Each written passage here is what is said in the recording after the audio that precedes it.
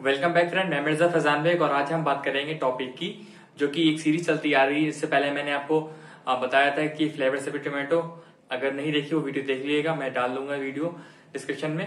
और अब हम आगे बढ़ते हैं एक से टॉपिक की, दूसरा टाइप है जिसका नाम है बीटी कॉटन। तो बीटी कॉटन होती क्या है, क्या इसका एडवांटेजेस है, पूरी बात हम करेंगे और क्या इसके कैसे ये बनी, ठीक है, इसकी पूरी मैकेनिज्म समझेंगे। कुछ शॉर्ट क्वेश्चन भी उठाए जाएंगे जिससे कि जो कि 1 नंबर से पूछे सकते हैं या 2 नंबर के फिल इन द ब्लैंक्स भी आते कभी कभार है। और अगर आपको ये वीडियो अच्छी लगती है तो लाइक कीजिएगा, सब्सक्राइब कीजिएगा। चलिए स्टार्ट करते हैं। सबसे पहले कि बीटी कॉटन क्या है, तो देखिए सबसे पहले बीटी कॉटन अगर हम देखेंगे, बीटी कॉटन में 2 कंसेप्ट हैं, बीटी और कॉटन। तो ये 2 शब्दों से मिलकर बना हुआ है, बीटी और कॉटन। तो बीटी का मतलब ये बताएंगे बैसिलस थ्यूरिंजियसिस और कॉटन हम जानते हैं मतलब ये कपास, जो कि हिंदी में बोलता है। इसका रीजन क्या है, क्यों हमें चाहिए कपास, देख लेते हैं। सबसे पहले ये कहता है कि cotton is use for the fibre. तो फाइबर बहुत बड़ा इंपॉर्टेंट रोल है। आप देख सकते हैं काफी बार कि देखा गया है कि हम जो भी सूती कपड़े जो बनाते हैं वो किसके बने होते हैं, वो बने होते हैं कपास मतलब कि कॉटन से, ठीक है। तो अगर हम बात करें ये, और दूसरी बात अगर हम देखें कि इंडिया का क्या रोल है कॉटन प्रोड्यूस करने में, प्रोडक्शन में, तो ये देखेंगे largest producer in the world is India, ठीक है। और रही बात दूसरी, ये अभी 2019 के बाद में ही क्या नाम है फर्स्ट पे आया, अब इससे पहले सेकंड था ये, ठीक है। तो ये बात समझ लें आप। आगे बढ़ते हैं कि क्या इकोनॉमिक जीडीपी में क्या इसका रोल रहता है। इसका जीडीपी में बहुत कड़ा रोल रहता है, बहुत ज्यादा रोल रहता है। तो इसमें क्या कहानी है, ये लगभग 15,000 करोड़ लगभग हर साल प्रोड्यूस होता है ये कॉटन, और ये क्या नाम एक्सपोर्ट होता है, और इससे बहुत ही ज्यादा टाइप्स के वो बनाए जाते हैं, सूट्स बनाए जाते हैं, ठीक है। अब आगे बढ़ते हैं। तो ये प्रॉब्लम क्या है, हमें बीटी कॉटन में पढ़ना है फिर क्यों यहाँ पर है, तो सही चल रहा है ना, तो समझे अच्छे तरीके से कि मैंने अभी रीजन यही दिया है कि लगभग हर साल लगभग 50% इसकी कॉस्ट खत्म हो जाती है। सपोज करिए अगर इन्होंने 15,000 लगभग बनाए, 15,000 करोड़ बनाए हैं, तो इसमें काफी मात्रा में क्रॉप जब अपने फाइनल स्टेज पर होती है, जब मैच्योर हो जाती है, जब वो कॉटन प्रोड्यूस करने लगती है, तब वो डैमेज होने लगते हैं। तो सही पोटेंशियल नहीं बन पाता है कॉटन प्लांट का कि वो ज्यादा से ज्यादा क्या नाम कॉटन को प्रोड्यूस करें। तो हर साल काफी नुकसान होता है, ठीक है, यही देखा गया।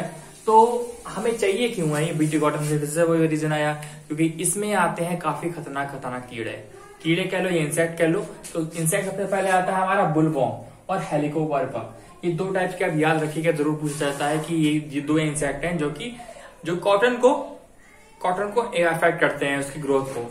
तो ये क्या हुआ, बुलवॉर्म और हेलिकोवर्पा, ये क्या करते हैं, बेसिकली लीफ में जाते हैं और पूरी तरह से उसको डैमेज करते हैं लीफ को, और उससे क्या होता है फोटोसिंथेसिस नहीं हो पाएगी, फुल पोटेंशियल उसका बन ही नहीं पाएगा कॉटन बनने में। आगे बढ़ते हैं, देख लो यहाँ पे कितना लिखा हुआ है, लगभग 26,000 करोड़ रुपए हर साल मतलब हम लोग हैं ये हम करते हैं क्या, स्पेंड करते हैं पेस्टिसाइड लगा के, इंसेक्टिसाइड लगाकर, है ना, जिससे कि ये कीड़े, ये जो तुम्हारे हेलिकोवर्पा है और बुलवॉर्म है, दोनों ये खत्म हो सके और क्या नाम अच्छी पैदावार हो सके। लेकिन इसका रीजन काफी करोड़ों में हम पैसा खर्चा कर रहे हैं। साइंटिस्ट ने क्या करा बायोटेक्नोलॉजी का यूज करके उन्होंने बनाया बीटी कॉटन। तो अब हम बीटी कॉटन को अच्छे समझते हैं, अच्छे तरीके से देखते हैं। बीटी कॉटन क्या है, बीटी इज बैसिलस थ्यूरिंजियसिस। आपने सुना होगा कि बैसिलस थ्यूरिंजियसिस की कहानी क्या है। आपने सुना होगा कि बैसिलस जो होते हैं ना, बैसिलस कैसे होते हैं, बैसिलस होते हैं राउंड शेप के होते हैं लगभग। बैसिलस समझते हैं आप कैसे शेप होता है, बैसिलस लगभग ऐसे शेप होता है, लगभग ऐसे शेप होता है, ठीक है, ऐसा शेप होता है लगभग उनका। तो इनमें क्या होता है कहानी, तो ये ऐसे शेप्स होते हैं, तो इनमें ये बैक्टीरिया का शेप होगा। थ्यूरिंजिनेसिस क्या होता है, तो ये बेसिकली ये साइंटिफिक नेम है। तो थ्यूरिंजिनेसिस क्या है, ये क्या नाम है, कॉइन बाय बर्लिनर। तो इन्होंने, ये साइंटिस्ट ने इसको वर्ड को कॉइन करा, ठीक है। और ये थ्यूरिंजिया कहाँ से वर्ड आया, थ्यूरिंजिया आया वर्ड है हमारा, एक डिस्ट्रिक्ट है हमारा जर्मनी में जिसका नाम है थ्यूरिंजिया, ठीक है। थ्यूरिंजिया की वजह से आया है थ्यूरिंजिनेसिस, और इसी से नाम बना है हमारा bacillus thuringiensis. I hope understand हुआ होगा, ठीक है, क्योंकि यहीं से हमारा एक स्ट्रेन निकला था जिसका नाम था बैसिलस थ्यूरिंजिनेसिस। अभी हम पूरी कहानी बताएंगे कि कैसे ये बना। तो स्ट्रेन क्या होता है, बेसिकली उसका हमने वो पार्ट उसका यूज करा और हमने प्लांट में डाल दिया था, जिससे कि हमारा एक बीटी कॉटन बन गया। ठीक है, आगे देखते हैं। अच्छा, ये बात सोचोगे ये बैसिलस है क्या है, ये बैसिलस बैक्टीरिया जानते हो? कुछ इन्फॉर्मेशन ले लेते हैं जैसे कि एडिशनल इन्फॉर्मेशन की। बैसिलस क्या है हमारा, एक ग्राम पॉजिटिव बैक्टीरिया है, ठीक है, ग्राम पॉजिटिव बैक्टीरिया है। स्पोर फॉर्मिंग बैक्टीरिया, स्पोर मतलब ये जब ये मैच्योरेशन फेज पर आएगा तो वो स्पोर्स बनाएगा अपने, और स्पोर्स डिस्पर्स करेगा जैसे मल्टीप्लाई करेगा। आगे कहता है ये सॉइल ड्वेलिंग बैक्टीरिया है, मतलब कि अगर आपको इसे जानना है, इसे ढूंढना है तो आप कहाँ ढूंढोगे, इसे सॉइल में ढूंढोगे क्योंकि वहीं ये रहता है। आगे कहता है डेट फॉर्म पैरास्पोलर क्रिस्टल। देखिए आप क्या समझते हैं अच्छे तरीके से कि अगर क्या कहानी क्या थी इसमें। देखो ये बैक्टीरिया जो था, नॉर्मल बैक्टीरिया जो था भैया, ये बैसिलस थुरिनजेंसिस बैसिलस था हमारा, ये क्या करता था, ये सॉइल में आराम से रहता था, ठीक है।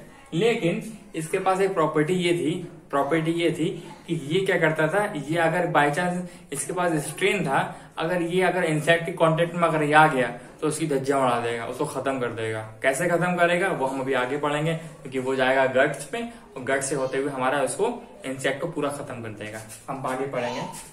आगे बोलता है कि this protein is called as cry protein, endotoxin protein, ICP, BT protein. तो काफी डिफरेंट टाइम के नाम है, आप कुछ भी याद कर सकते हैं। एंडोटॉक्सिन तो समझ लें अच्छा तरीके से कि सपोज करो कि अगर इंसेक्ट आया और उसने क्या करा, ये कहा है सॉइल में रहता है, ठीक है। जब सॉइल में जब प्लांट पहुंचेगा, जब ये हम पढ़ाएंगे अभी, तो ये क्या करेगा, ये पहुंचेगा और इंसेक्ट उसे जब इनगल्फ करेगा, मतलब उसे खाएगा, तो ये पहुंचेगा माउथ के जरिए, फिर डायरेक्ट होकर गट्स में आएगा। गट्स में आने के बाद ये क्या करेगा, इसके अल्कलाइन पीएच के होने की वजह से ये क्या नाम लाइसिस कर देगा और पूरी तरह से सेल से इसके बस्ट कर देगा इंसेक्ट्स के, जिससे कि हमारा ये बुलवर्म खत्म हो जाएगा। तो ये कहानी है पूरी प्रोसेस है, अभी हम बताएंगे आगे चल के। ये क्या है, बहुत कुछ हो जाता है, याद करने वाली चीज है। ये किसने बनाया था, ये बनाया था मोनसेंटो कंपनी ने बनाया था 1987 यूजिंग एग्रोबैक्टर ट्यूमिनिफेशन। ये एग्रोबैक्टर क्या है हमारा, ये बेसिकली है हमारा एक बैक्टीरिया है, क्योंकि ये जीन के ट्रांसफर को करने में हेल्प कर रहा था। अब देख लेते हैं हम इसकी मैकेनिज्म क्या होती है। तो सबसे पहले हम बात करने जा रहे हैं मैकेनिज्म क्या है इसकी बीटी कॉटन की। तो देखो सबसे पहले क्या होता है इसमें सबसे पहले क्या होगा, बैसिलस थुरिनजेंसिस जानते हैं क्या होता है। ये एक टाइप का बैक्टीरिया होता है जो सॉइल लिविंग होता है ना, सॉइल में जो रहने वाला बैक्टीरिया होता है, हमने बताया स्टार्टिंग में था। तो ये क्या नाम, ये सॉइल में इस समय रह रहा है, ठीक है। साइंटिस्ट ने क्या करा, जो तुम्हारी कंपनी थी वहां मोनसेंटो कंपनी थी, उसने क्या करा कि इस बैक्टीरिया को लिया और इसका न्यूक्लियस निकाला। न्यूक्लियस में क्या था, न्यूक्लियस में ऐसा एक स्ट्रेन था इसके पास, इससे क्या हुआ कि इन्होंने क्या करा, इसको एक्सट्रैक्ट किया और इसको एक्सट्रैक्ट करके, जो कि तुम्हें लाल कलर में दिख रहा होगा यहाँ पर, इन्होंने फिर क्या करा एग्रोबैक्टीरिया ट्यूमिफिकेशन के जरिए, क्योंकि एक नेचुरली इन्होंने क्या करा, इसको एक कॉटन सीड में डाल दिया, जो कि नॉर्मल कॉटन था। जब हमने ये डाल दिया, इस सीड को डाल दिया, अब इसके पास इसके बाद नॉर्मल न्यूक्लियस था, जो कि उसे क्या नाम इंसेक्ट आएगा तो उसको बर्बाद कर देगा, है ना। साइंटिस्ट ने क्या करा कि इसका थोड़ा सा ट्रांसफर लिया, इसका ये स्ट्रेन फॉर द एंडोटॉक्सिन, और इसमें इंसर्ट कर दिया विद द हेल्प ऑफ एग्रोबैक्टीरिया ट्यूमिफिकेशन और यह ट्रांसडक्शन की वजह से। ये जब ये उन्होंने करा तो यहां से क्या बात बनी, तो यहां से ये क्या बन गया, ये बन गया एक जेनेटिक मॉडिफाई ऑर्गेनिज्म या जीएम कॉटन, ठीक है। इसी से नाम मिला, इसका नाम बीटी कॉटन।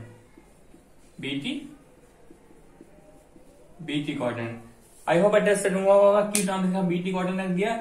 अब क्या हुआ, अब सपोज करो कि जब ये सीड जब ये बड़ा होगा, अच्छे खासा बड़ा होगा, अब इसमें क्या होगा, इस पे कॉटन आना शुरू करेंगे, तो ये लीव्स पर क्या जाएगा, ये लीव्स पे इससे जब इंसेक्ट आएगा तो ये क्या करेगा, क्योंकि इसके पास क्या है, वो स्ट्रेन है इसके पास खतरनाक वाला। अब ये क्या करेगा, जैसे ही जब यहाँ पर इंसेक्ट बैठेंगे यहाँ पर आके, और इसे क्या करेंगे, जब ये खाएगा ये इंसेक्ट आके, तो इसकी यहाँ पर ये गट है, ये इसके पास गट में क्या जाएगा, ये फटाक से पहुंचेगा क्या, इसका ये केमिकल जो हमने कॉटन ये डाला एंडोटॉक्सिन, और ये जैसी गट में पहुंचेगा, और यहाँ पहुंचने से ही पहले क्या होगा, यहाँ पर इसका एल्कलाइन पीएच होने की वजह से इंसेक्ट का वहां पर मरना स्टार्ट हो जाएगा। कैसे क्या होगा, सर आपने पढ़ा होगा कि हर ऑर्गेनिज्म के अंदर एक बैलेंस होता है, ऑस्मोटिक पोटेंशियल होता है, क्या होता है, ऑस्मो रेगुलेशन होता है। तो जैसे ही मान के चलो, अगर ये जब बनेगा, जब ये तैयार होगा, जब ये बन जाएगा, तो सपोज करो ये गट है इसकी, ठीक है, कि आराम से टॉक्सिन अंदर गया तो ये क्या करेगा, ये सारे पोर्स खोल देगा इसके गट्स के, ये इंसेक्ट की गट्स है। और इसमें क्या करेगा, इसमें जो पोटेशियम आयन जो होती कंसंट्रेशन को डिसबैलेंस कर देगा। अल्टीमेटली क्या नाम है, इंसेक्ट होगा पूरी तरह से मर जाएगा। आई होप अंडरस्टैंड हुआ होगा। अब आगे बढ़ते हैं, एडवांटेजेस क्या होते हैं बीटी कॉटन के। तो पहला एडवांटेज पढ़ लेते हैं पहले। Yield of a cotton is increase due to effective control of bollworm. हम पढ़ ही चुके हैं कि मेन रीजन हमारा बीटी कॉटन बनाने का ये था कि वहां पर क्या थे, या वहां पर बुलवर्म और क्या नाम हेलिकोवर्पा टाइप्स के दो टाइप्स के इंसेक्ट थे। तो ये वर्म बेसिकली थे, तो क्या करते थे, ये क्या नाम पूरी तरह से डैमेज कर देते थे, इसलिए वहां पर अब ये इंक्रीज हो गया। Yield reduction in the insecticide use in BT cotton cultivation. जाहिर सी बात है, जो हम पहले ज्यादा मात्रा में काफी करोड़ों रुपया हम लगाते थे बीटी कॉटन को मेंटेन करने के लिए, जिससे कि कल्टीवेशन बढ़ जाए, वो हमें जरूरत ही नहीं पड़ेगी, इंसेक्टिसाइड चाहिए नहीं हमें, तो नॉर्मली वो ग्रो कर सकते हैं। आगे कहता है कि potentially reduce the cost of production in cotton.